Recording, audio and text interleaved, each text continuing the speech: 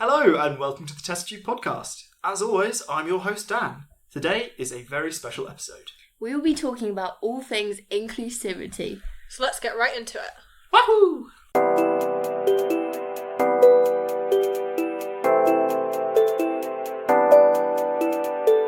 Welcome to Test Tube podcast. So today is a very special episode. We are joined by the lovely iGEM Leuven, and they're going to introduce themselves and we're going to talk about inclusivity today. Hi, I am Christina from the iGEM team. And I'm Laurie, also from the iGEM team of Leuven.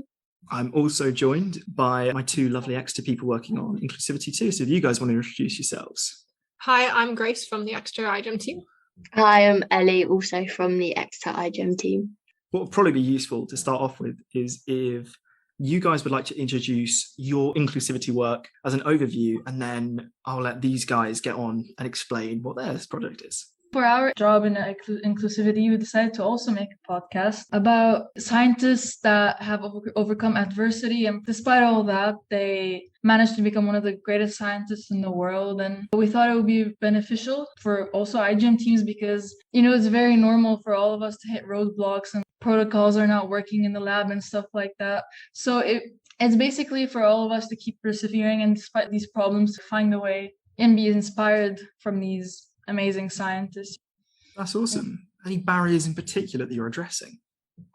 Anything in general. From the submissions that we've gotten so far, we realized a lot of teams are focusing on women scientists because I feel like women scientists are not really appreciated in the STEM world, and it's really nice that a lot of iGEM teams also realize that. Do you agree? Yeah, indeed, because I think indeed a lot of women are in the science world now, and we are very happy that people see it as a problem that there was in the past and that it's better now.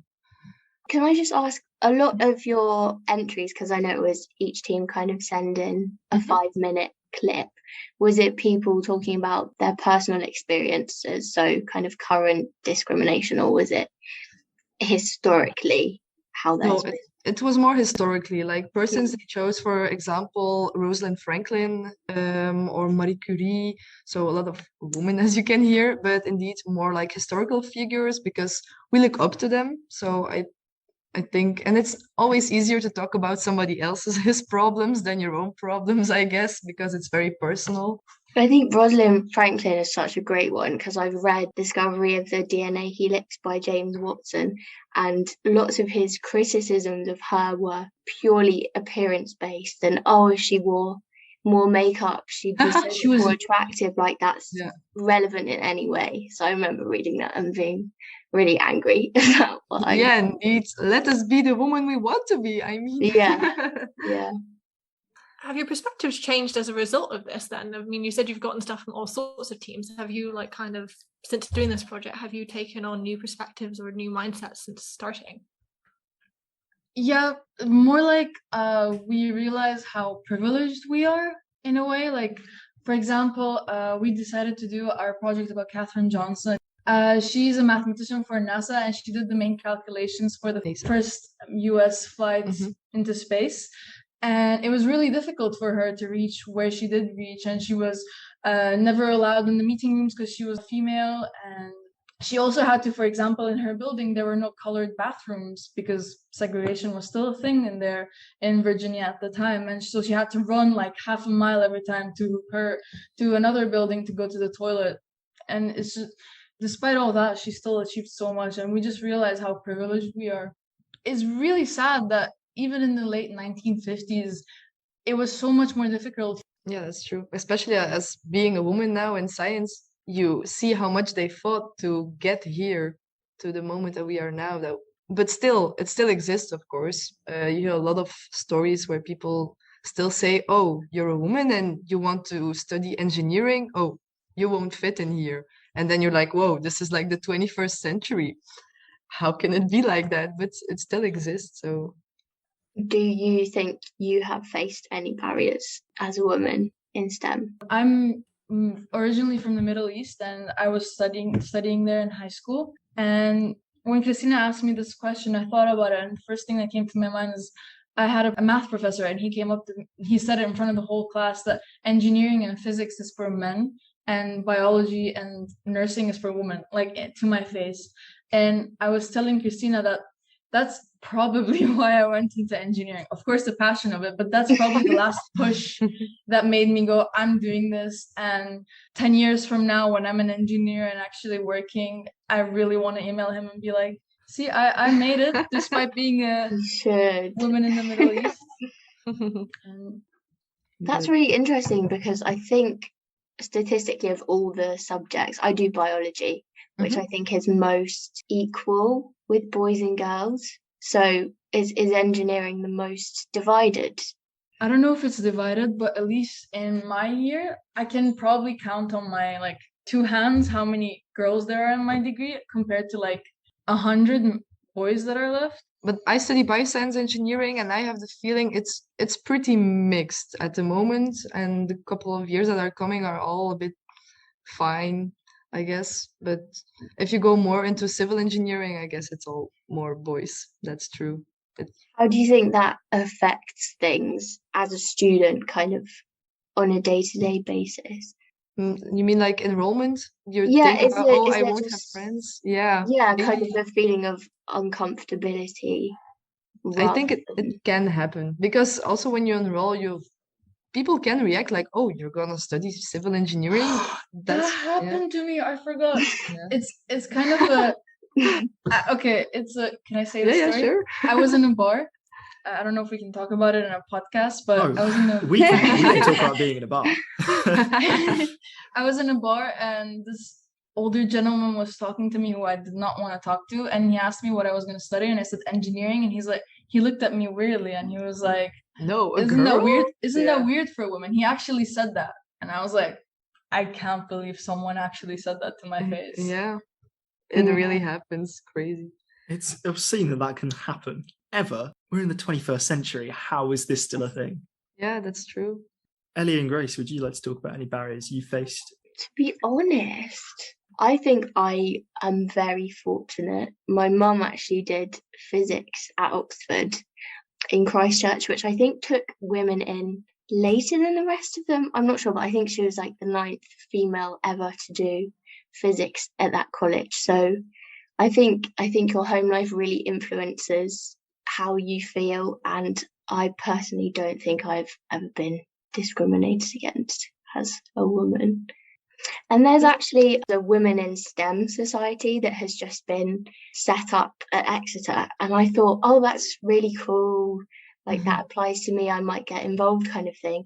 And then one of our PIs for the project, Chloe, said she kind of refuses to be labelled as a woman in STEM because she thinks it's quite counterproductive to say that it's only females that are discriminated against. That's true. Yeah.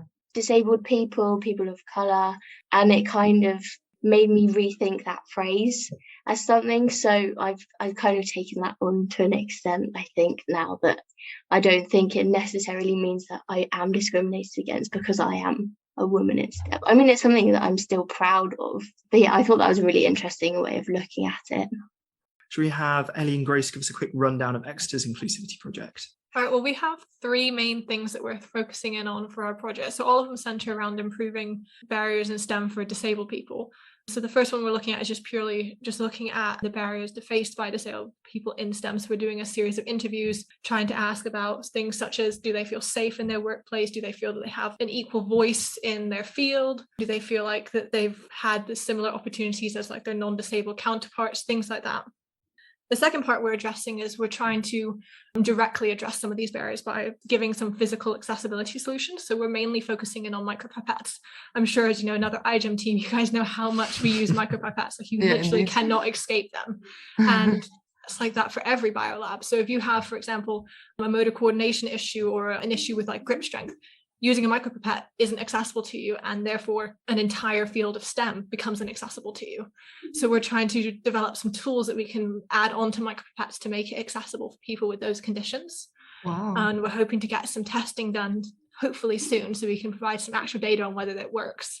And then our final part of our project is we're looking into cures. So in the disability community, cures have like a really long and detailed history with people, you know, as they become more comfortable with disability, like in society and stuff, people have become less willing to get cures. And with so many iGEM teams being really interested in things like therapeutics and diagnostics, like those are some of the most oversubscribed iGEM tracks, having the input from communities who will likely be impacted by their research is really important, because a lot of these communities are no longer interested in receiving cures. They want other things. They want things that improve their quality of life and allow them to retain their identity as a disabled person.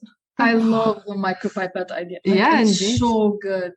I'm really proud of you guys. I don't even know you guys, but I'm so proud. Like, it's such a nice idea. Yeah, good and brainstorm. These guys have done some incredible work on it. Do you also target other people? Like when your first part, you were talking about people in general with disabilities, or is it mainly people with motorical problems? So for the first and the last section, so the barriers to STEM and then Symbio and cures, we're targeting anyone who is disabled. It's just for the micropipette one, we're focusing on 2 specific disabilities just to make it, it gives us a narrow field to work with, and we can really focus on making it perfect for those people. I think when it came to designing equipment, you kind of have to hone in on one particular group. But I think it does set a precedent of it's increasing accessibility. It's not replacing pipettes, it's just making them more usable for more people. And just doing background research, there was so many things that didn't really occur to me. There were lab equipment for blind people and all of these things that we wouldn't consider. Unfortunately, I also hadn't thought about the difficulties disabled people will have in indeed. labs. And now you've brought awareness to it. And now, even going forward, I'll also think about it. And, you'll also encourage many more iGEM teams in the future and people to work on these as well. It's really amazing. Until Grace, I didn't really massively think of it. I mean, in the context of iGEM specifically, but there was a stat I found in a paper that people with disabilities make up, I think it's 2.7% of the workforce in STEM, compared with 20% of the working population. I've got a quick question for both sort of sets of people we have here today. Mm-hmm. It's about inclusivity in the context of iGEM. First of all, how do you feel iGEM is in terms of inclusivity? Do you think it promotes it? And especially focusing on things like the Inclusivity Award, do you think having an award such as this is positive? I think in overall it's like a generally positive thing, because it does encourage people to start thinking about barriers that they might not have faced, or systems that are actively working against people who are trying to get access to the STEM field but just can't because of what's in place. And I think it's really great for hopefully informing people about some of these barriers and getting them to address it, because a lot of people, they might be interested in addressing systemic issues like this, but if they aren't aware about it, they can't really do much about it. Yeah, we agree, of course. It's a good idea to highlight the inclusivity, because then you are more aware of it, you try to focus on it. And you can bring awareness to other teams as well, teams from all over the world. I'm sure, for example, if you guys display your micropipette idea for disabled people in the competition, a lot of people will think about it more, and you'll reach an audience from all over the world. And that's something that's really beautiful about iGEM. Mm-hmm. The fact that it's all kind of freely available, so if we are successful with our pipette design, we can just then put the CAD file online and anyone in the world can then print that and kind of give it a go at the booth, at the jamboree and stuff. In the future, how do you feel that inclusivity will be taught or should be taught, both in the context of ourselves and how we can make areas of STEM and others more accessible? I think I'll kind of repeat what I said previously about what Chloe had said about a lot of inclusivity has become quite performative, and you are a woman in STEM, you are special, and telling people these things, I think that does create somewhat of a divide. And I think if we all sit back and listen to each other a bit more, we will realise that there are things beyond what have traditionally been barriers.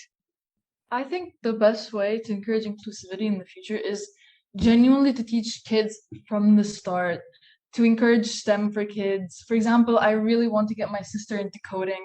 She's 10 years old, and I think it's really important to start young and to make all kids of all different backgrounds and all genders to feel like they can do it if they want to. And I think it's really important to start from the beginning, because I don't know, I would have loved to see more female role models or Middle Eastern female role models when I was younger, to be like, oh, I can be like her. Well, I personally, like, in the future, I'd like to see like education not only just in STEM and inclusivity, but like across the board. I'd really love to see it that education is no longer done with the mindset of we'll make a standard education and then everyone who has some sort of barrier they're facing, whether they're like disabled or a woman or a racial minority, anything, they're kind of currently given the responsibility to adapt to the program. And I'd really love to see if, like, in the future, programs can be designed so that they can be inclusive to everyone. Like, the program is designed in a way that no longer do people have to adapt the program to suit their needs, but the program is already adapted to suit them. I think that would make a huge difference in addressing a lot of the barriers and getting people more aware of how to better accommodate for things, because you can't necessarily accommodate for things if you don't know what needs to be done or what is good examples of addressing these barriers. Perfect. Yeah. Brilliant. I will, to all four of you, thank you so much for joining me on this. It's been really, really cool to have you guys on, and I will make sure to link to any social media, as well as when the podcast is finished, I will link you to go and listen to that, because I'm sure it'll be amazing. Oh, thank you so much for having us. Thank you so much for Lovely to coming on. meet Such a you. pleasure. Right, I will end the recording there. Goodbye, everybody. Bye. That's all we have time for today. As always, thanks to our wonderful guests, and please feel free to follow us on Instagram at exeter.igem2022, on YouTube at exeter.igem2022, or pop us an email on exeter.igem2022@gmail.com. Please ask any questions via the social media or in the comments, and any other feedback is greatly appreciated. Bye for now.